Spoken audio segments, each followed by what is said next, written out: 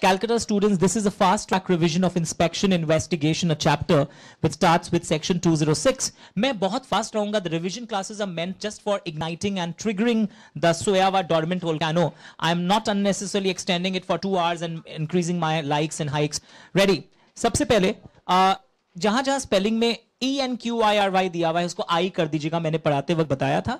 तो सबसे पहली क्वेश्चन, मैंने ये चैप्टर को हैंडल करने का तरीका, जितने कंफ्यूजिंग क्वेश्चंस है वो एक पेज में इकट्ठा किया हुआ है. तो इस चैप्टर की रिवीजन में क्वेश्चंस को याद करिए. सर पहली बार मैंने ऐसे सुना है. यस, बिकॉज क्वेश्चंस पढ़ के आपको पता चलेगा. जैसे सिंपल क्वेश्चन, आरओसी इंक्वायरी कब करता है? अगर आरओसी आपके डॉक्यूमेंट्स आप जमा देते हैं, उनको देखकर उसे लगे कि कुछ इंफॉर्मेशन अभी भी बचा हुआ है, तो वो आपको नोटिस देता है और इंफॉर्मेशन आपसे पहले मांगता है. पहले तो मिला. When can ROC call for information, not inquiry? तो ROC information कब मांगेगा? जब आप बहुत डॉक्यूमेंट्स वहां जमा देते हैं, फाइलिंग वाइलिंग, तो आपके डॉक्यूमेंट्स के आधार पर आपसे और फर्दर इंफॉर्मेशन मांगता है और आपको वो इंफॉर्मेशन देना चाहिए था. अगर आप वो फर्दर इंफॉर्मेशन नहीं देते हैं उनको टाइम से, या जो देते हैं वो उतना कमाल का नहीं था, मतलब सेटिस्फैक्टरी नहीं था, तो वो आपको फिर से एक रिटन नोटिस देते हैं और बोलते हैं अपना बुक्स लेकर हमारे ऑफिस में आओ. तो पहले तो इंफॉर्मेशन मांगने की बारी आई, फिर आपके बुक्स को मंगवाया गया. रिवीजन हो रहा है सर? मेरे को वापस उस क्वेश्चन को जानना है. आरओसी ऑर्डर कब करता है इंस्पेक्शन? ये रहा, इंफॉर्मेशन जमा नहीं दिया या इनएडिक्वेट दिया या आपके यहां गड़बड़ी है. इंस्पेक्शन की क्वेश्चन थी ये. इंस्पेक्शन आरओसी कब ऑर्डर कर सकता है? तो ये रिकॉर्डिंग सुनना बहुत जरूरी है, वरना आप जो पढ़े होंगे, पर्सनल नोट्स बनाया होगा, सब स्वाहा. अंडरस्टूड? नेक्स्ट, आरओसी इंक्वायरी कब कराएगा? सर एफसीआई के केस में, जैसे एफबीआई है ना यूएस में, एफसीआई नाम से एफ से आ गया, business is carried on with a fraudulent purpose. Okay. See, companies act के प्रोविजंस का पालन नहीं हो रहा है. आई, इन्वेस्टर के ग्रीवियंसेस को नहीं सुना जा रहा है. देखो सुनने में इजी लग रहा है ना, याद नहीं है था ना, पर ये एफसीआई अगर आज आप पढ़ा हुआ तो कल ठीक लिख देगा. एफसीआई के आधार पर इंक्वायरी होती है. दो अलग क्वेश्चंस थे, मैं रिपीट कर रहा हूं रिवीजन में. इंस्पेक्शन के आंसर्स अलग थे, रिवीजन ये हो रही है, कंपैरिजन बिटवीन द क्वेश्चंस, और इंक्वायरी के क्वेश्चंस अलग थे. सर मैं आगे जाऊं क्या? यस. उसके बाद हम लोग पढ़े थे सर्च एंड सीजर पे क्वेश्चन आने वाला है. Please listen to me. ROC कब आपके बुक्स एंड पेपर्स को सीज कर सकता है? कब? एक क्वेश्चन ये आएगा, सुना. सेकंड क्वेश्चन जो 220 में अपने लोग पढ़ रहे थे, 220 में लैंग्वेज क्या था कि सेंट्रल गवर्नमेंट, लैंग्वेज मिल रहा है कि सेंट्रल गवर्नमेंट, दोनों सीजर के क्वेश्चंस हैं. सेंट्रल गवर्नमेंट के इंस्पेक्टर्स सीजर कब कर सकते हैं? तो वापस सुनो, पहले ये पेज खुल गया 220, तो ये करवा दूं. लैंग्वेज सुनना. During investigation by central government, if the inspectors are of opinion that books may be mutilated, destroyed, then they will seize it and they will keep it till the conclusion of the investigation. Sir, आप इतना style से दो compare क्यों करा रहा है? पूछता कुछ है, बच्चा कुछ और लिखता है. और एक क्वेश्चन था आरओसी सीज कब करेगा? Same answer. इफ ड्यूरिंग मतलब inspection, if they feel that, inspection बोला इस बार, या इंक्वायरी, इन्वेस्टिगेशन सीजी करता है अंडर दी सेक्शंस. तो बोलते हैं कि अगर लगे कि बुक्स को आप हटाने वाले हैं, चेंज करने वाले हैं, तो वहां पर स्पेशल कोर्ट की परमिशन चाहिए. आरओसी जब सीज करता है वहां पर सीजर 180 दिन तक होता है, फर्दर पीरियड भी आप कर सकते हैं, पर यहां पर कोई स्पेशल कोर्ट की परमिशन नहीं चाहिए. पेपर ध्यान से पढ़ेंगे आप. Seizure by central government officers during investigation था. No permission of special court here. तो ये रिवीजन रिकॉर्डिंग कमाल की है. अननेसेसरी बल्कि रिकॉर्डिंग्स देखकर कोई फायदा नहीं है. नेक्स्ट सर, जाऊं? नहीं रुको, अभी तो आए हो सर. और बताइए, अच्छा लग रहा था मेरे को अभी. तो सीजर के दोनों क्वेश्चंस कंपेयर हो गए और सबको याद था, वापस ट्रिगर हो गया that how you should recall these points. Sir 206 अच्छा हो गया, 207, 8, 9 इजी है. सर 210, यस 210, 213, 212 संग में पढ़ना चाहिए. सर ये क्या चीज है? इन्वेस्टिगेशन सेंट्रल गवर्नमेंट करवाता है 210 में. कुछ डिस्क्रिशनरी होता है, सेंट्रल गवर्नमेंट करवा भी सकता है. अगर कोई कंपनी एसआर पास कर दे तो क्या हुआ, सीजी को लगेगा तब करेगा. या आरओसी रिपोर्ट दे देते हैं. सर आरओसी रिपोर्ट कब दे रहा है? आरओसी जो इंक्वायरी किया था ना, या inspection of books of accounts किया था ना, उसकी रिपोर्ट सीजी को जमा देता है ना आरओसी. अभी पढ़े थे ना, आरओसी इंक्वायरी करवाता है, इंक्वायरी एफसीआई के ग्राउंड पे करवाता है, इंस्पेक्शन ऑफ बुक्स अलग क्वेश्चन था. तो उसकी रिपोर्ट जो गई है, उस रिपोर्ट के आधार पे सीजी के लिए मैंडेटरी नहीं है. सीजी कर भी सकता है, नहीं भी कर सकता है, बट स्पेशल रेजोल्यूशन में भी कर भी सकता है, नहीं भी कर सकता है. पब्लिक इंटरेस्ट में सीजी को लगेगा डिस्क्रिशनरी. सर सीजी के लिए मैंडेटरी कब है? जब कोर्ट या एनसीएलटी ऑर्डर पास कर दे तो मैंडेटरी हो जाता है, तब सीजी के लिए मैंडेटरी हो जाता है। कितने ग्राउंड है? आरएसपी सर क्या क्या ग्राउंड है देखो यहां पर। डिस्क्रिशनरी में report of ROC, special resolution, public interest. तो ये shortcut FCI, RSP, this will trigger exam के एक दिन पहले याद आ जाएगा। So then what is this 212, 213, ये क्या चीजें सर? 212 में लोग पढ़े थे कि central government serious fraud investigation office बनाया था, जिसमें एक डायरेक्टर हैं and experts from forensic audit, banking, ये सब सेक्टर से भी एक्सपर्ट्स रहते हैं। इसमें हम लोग क्या पढ़े थे? वी वर कंपेयरिंग, अब देखो वापस कंपेयर, नंबर्स याद रखना होगा। 210 में हम लोग डिस्क्रिशनरी एंड मैंडेटरी पढ़े, 210 एंड 12 में comparison. 212 is only for serious frauds when CGs of opinion it is necessary to investigate। अच्छा एक चीज और बता दूं, ये दोनों इन्वेस्टिगेशन 210 में 12 में कॉमन चीज क्या, affairs of the company investigate हो रहा है, पर यहां पे सीरियस फ्रॉड है। और कब सीजी को लगे तो करवाएगा, आरओसी के रिपोर्ट आने पर सर सेम ही लग रहा है। स्पेशल रेजोल्यूशन पास किया, कंपनी में सीरियस फ्रॉड हुआ है, पब्लिक इंटरेस्ट में, या किसी सेंट्रल गवर्नमेंट या स्टेट गवर्नमेंट के डिपार्टमेंट ने सीजी को अप्लाई किया है कि एसएफआईओ से इन्वेस्टिगेट करवाइए, तो CG may designate such inspectors as may be necessary। Are you understanding? तो ये है 212 का, अगर सीजी को लगे, ओपिनियन सीजी फ्रेम करेगा। तुम तो इतने लकीर के फकीर हो, 4 ग्राउंड्स हो गए, इनमें से एक हुआ, करो सीजी जी, बोलेगा let me frame opinion. Understood? तो सीरियस फ्रॉड के केस में तो 210, 212, 213 सब भूल गया था ना, अब ज्यादा दिन तक याद रहेगा, दोनों में सिमिलैरिटी भी। ओके सर, तो सीरियस फ्रॉड इन्वेस्टिगेशन 212 में ऐसे क्या चीजें हैं कि एक बार एसएफआईओ इन्वेस्टिगेशन शुरू कर देता है, no other investigation agency can proceed with the investigation. सारे मैटर्स, फाइल वाइल सब एसएफआईओ के पास चले जाएंगे, सब इन्हें कोऑपरेट करेंगे, एंड एसएफआईओ अपनी रिपोर्ट सेंट्रल गवर्नमेंट को within the prescribe period जो रूल्स में होगा उसके अनुसार जमा देगा। सर ये बताइए एक चीज, 212 में एक लिस्ट है कॉग्निजेबल ऑफेंसेस का, arrest without warrant, they are non bailable offences. पर सर यहाँ तो लिखा हुआ है sometimes they can be released on bail. हाँ सही बोला, कुछ कुछ ऑफेंसेस ऐसे होते हैं जहां पे आप बेल पर रिलीज हो सकते हैं अगर पब्लिक प्रोसिक्यूटर को सुना गया है, उन्हें अपोज करने का मौका मिला और कोर्ट उनको सुनने के बाद भी बोला नहीं नहीं ये आदमी ऐसा नहीं करेगा, इसे रिलीज कर देते हैं।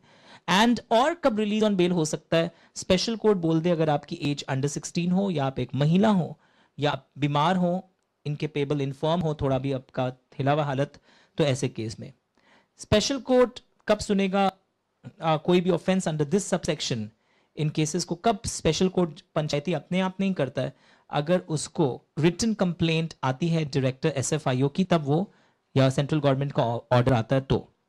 अच्छा यहाँ पे पता है आपको पावर टू अरेस्ट भी है। कंपनी लॉ में नॉर्मली ऑफ अरेस्ट इतना इजीली नहीं है, बट एसएफआईओ के केस में आपको अरेस्ट किया जा सकता है, डायरेक्टर कंपनी का नहीं, एसएफआईओ का, एडिशनल डायरेक्टर, असिस्टेंट डायरेक्टर, और अरेस्ट के बाद आपके ऑर्डर की कॉपी और जो उसके पास सबूत रहता है सब एसएफआईओ को भेजे जाते हैं, and within 24 hours he is taken to judicial magistrate और मेट्रोपॉलिटन मैजिस्ट्रेट। ये अपने आप पढ़ने में टाइम लग जाता है, सुन करके इग्नाइट होके ठीक आप लिख दोगे अगले दिन एग्जाम, अगले दिन तक तो याद रहेगा ही। हाँ, अरेस्ट के बाद उसको गाड़ी में ले जाएंगे, खाकी मूवी में भी हुआ था, याद है ना कि उसको अमिताभ बच्चन, ऐश्वर्या राय, अक्षय कुमार सब गाड़ी में ले जा रहे थे। Please watch the first 30 minutes of खाकी, नॉट दिस, और उसके बाद एक्शन लिया जाएगा। सो व्हाट इज 210 क्लियर हो गया, discretionary and mandatory pass into affairs of the company. 212 SFIO, 213 कि कभी कभी एनसीएलटी, याद है एनसीएलटी के ऑर्डर पे मैंडेटरी हो जाता है सीजी के लिए, तो कई बार एनसीएलटी को सर्टेन मेंबर्स अप्लाई करते हैं, और अगर एनसीएलटी भी सेटिस्फाइड हो कि हाँ बिजनेस में फ्रॉड हुआ है, फॉर्मेशन में फ्रॉडुलेंट काम में हुए हैं, तो एनसीएलटी ऑर्डर करेगा। पर एनसीएलटी ऑर्डर करे ये जरूरी नहीं है, पर अगर एनसीएलटी ऑर्डर कर दे तो सेंट्रल गवर्नमेंट के लिए मैंडेटरी हो जाता है। यानी 210, 212, 213 सब investigation into the affairs of the company है। तो इतना क्यों बोलते हैं? क्योंकि 216 इन्वेस्टिगेशन ऑफ ओनरशिप की, कौन असली ओनर है, who is materially influencing the company, कौन बेनिफिशियल होल्डिंग है, किसकी फाइनेंशियल इंटरेस्ट असली में है, ये खुद कर सकता है central government on its own या ऑन डायरेक्शन ऑफ एनसीएलटी। तो ये टॉपिक बिना वीडियो रिवीजन आप याद ही नहीं कर सकते, हम चैलेंज करते हैं, 99 people will not be able to remember. तो याद आया? Okay, answer what else? तो investigation into affairs of the company 210, 212, 213, 216 में इन्वेस्टिगेशन ऑफ ओनरशिप हो रहा था, सेंट्रल गवर्नमेंट करवा रहा है, अगर उसको ऐसा ऐसा लगे, ट्रू पर्संस पता लगाना है उसको। और sir after this what else? उसके बाद हम लोग किए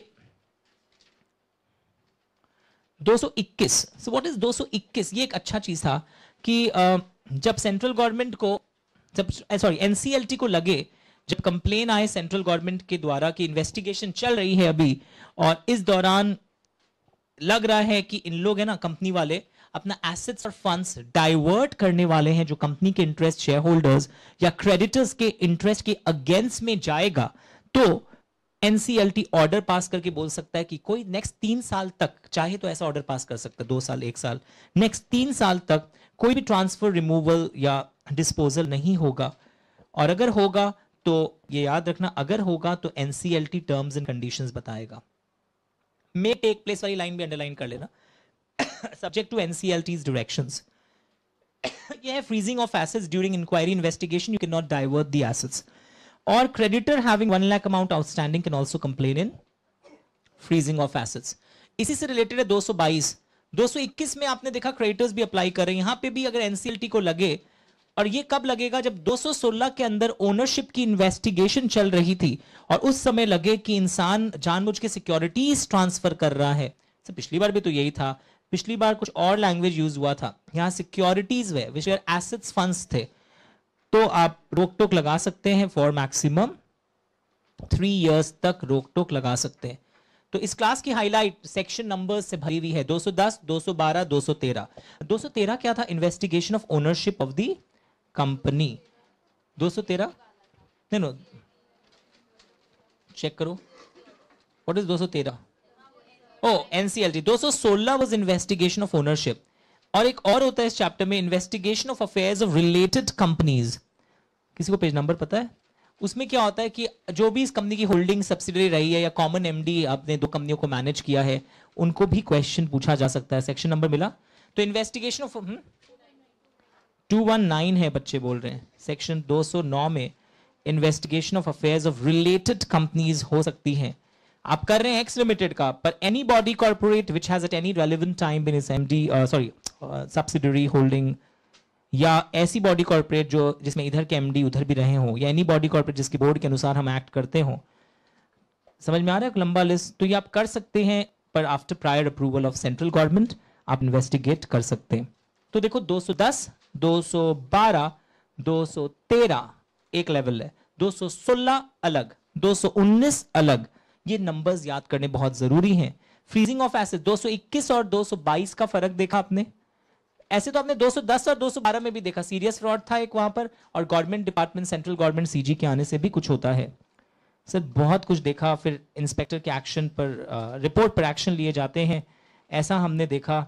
एक आया हुआ क्वेश्चन था सीए फाइनल में कि जिस दौरान इन्वेस्टिगेशन चल रही होती है, उस दौरान फिर किसी को नौकरी से अगर आप निकालना चाहते हैं तो पहले अप्रूवल ऑफ एनसीएलटी लगेगा सेक्शन 218 में। अगर ट्राइब्यूनल ने भी मना कर दिया मत निकालो, तो तुम एंड ट्राइब्यूनल को बोला गया कि 30 दिन के अंदर ऐसे रिक्वेस्ट का रिप्लाई दिया करो। ट्राइब्यूनल भी अगर मना कर दे तो आप एपेलेट ट्राइब्यूनल के पास अपील कर सकते हैं कि मुझे निकालने दीजिए, मेरा कोई वो नहीं है, 30 दिन के अंदर वहां भी अपील कर सकते हो। तो इस रिकॉर्डिंग में पूरा चैप्टर पढ़ाना संभव नहीं था, but I have tried to touch all good topics. And क्या फॉलो अप एक्शन लिया जाता है इंस्पेक्टर की रिपोर्ट पे? कंपनी की वाइंडिंग अप के लिए एप्लीकेशन हो सकती है, ऑपरेशन मिसमैनेजमेंट को प्रिवेंट करने के लिए एप्लीकेशन हो सकती है। कहां पर लिखा हुआ है sir? 224 follow up action. And both भी हो सकता है। रिकवरी ऑफ डैमेजेस, अगर कोई फ्रॉड वॉड किया है, नुकसान पहुंचाया है, तो उसे रिकवर करने के लिए भी एक्शन लिया जा सकता है। खर्चा एक बार तो कंपनी ले लेगा उन लोगों से, सॉरी सेंट्रल गवर्नमेंट कंपनी से ले लेगा, कंपनी अपने आप को रीइंबर्स करवाएगा डिफॉल्टर्स से, उनसे रीइंबर्स करवाएगा। So this is all about inspection investigation, lot of clips, but सबसे इंपॉर्टेंट वापस देख लीजिए इस चैप्टर की हाईलाइट। आरओसी के 2 क्वेश्चंस थे, एक इंस्पेक्शन ऑफ बुक्स और एक आरओसी इंक्वायरी कब करता है, और एक क्वेश्चन सीजर में लोग कंफ्यूज होते थे, आरओसी के सीजर बुक्स का और सेंट्रल गवर्नमेंट के जो इंस्पेक्टर्स हैं वो सीजर कब करेंगे। इस चैप्टर की हाईलाइट 210, 212, 213 फोन नंबर लग रहा है, 216 और एक क्या था 219, और एक हाईलाइट 221 फ्रीजिंग ऑफ एसेट्स और 222 जहां पे सिक्योरिटीज पर रेस्ट्रिक्शन। ये फुल पेज करो, ये 4-5 चीजें अगर आप कर सकें, और छोटी बातें फॉलो अप एक्शंस, ये आपको अगर डिमार्केट करके आप याद कर सकें कि क्या में क्या बोल रहा है, then only you can manage this chapter. और इन्वेस्टिगेशन की अगर बात है, एक ओनरशिप है, एक रिलेटेड कंपनीज, एक अफेयर्स ऑफ द कंपनी, एक एसएफआईओ का केस, 221 में फ्रीजिंग ऑफ एसेट्स, 222 में रेस्ट्रिक्शन सिक्योरिटीज और फॉलोअप एक्शंस भी आपने देखा था। और जब एम्प्लॉइज को आप नौकरी से नहीं निकाल पाएंगे विदाउट एनसीएलटी अप्रूवल, एनसीएलटी आपको रिप्लाई करेगा 30 दिन के अंदर, पर अगर तुम उससे भी खुश नहीं हो, एपेलेट ट्राइब्यूनल के पास 30 दिन के अंदर जा सकते हो। अच्छा, घर में भी है ना लेआउट, आप ऐसे रिवाइज करके छोटा लिंक बना लीजिए खुद का रिकॉर्डिंग करके। ऐसे पेज पढ़ते रहते हो, नर्वस हो जाते हो, मंद बुद्धि का ताला खोलो, ऐसा कुछ भी नहीं है। सेफ्टी जोन जो है ना अपने लोग का, ये सेफ है, उससे बाहर निकलो। जिंदगी में चैलेंजेस लेना ही पड़ेगा आपको। एरोप्लेन जब तक एयरपोर्ट पे है, कोई चैलेंज है क्या? जब वो आसमान का सीना चीर कर ऊपर उड़ता है ना, तब चैलेंज है।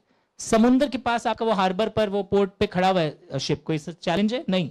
पर वो जो अंदर लहरों से जाता है, टाइटैनिक तो डूब गया था, पर वो आगे चीर के आगे बढ़ता है, उसमें चैलेंजेस है। तो come out of the safety zone, start revising with the help of playlist column of YouTube channels. My phone number is 9830259900। मैं कलकत्ता में हूं और अभी भी हूं, और अगर आपको कुछ क्वेरी हो तो मैसेज कर सकते हैं। क्वेरी थोड़ी अच्छी होनी चाहिए। Thank you so much.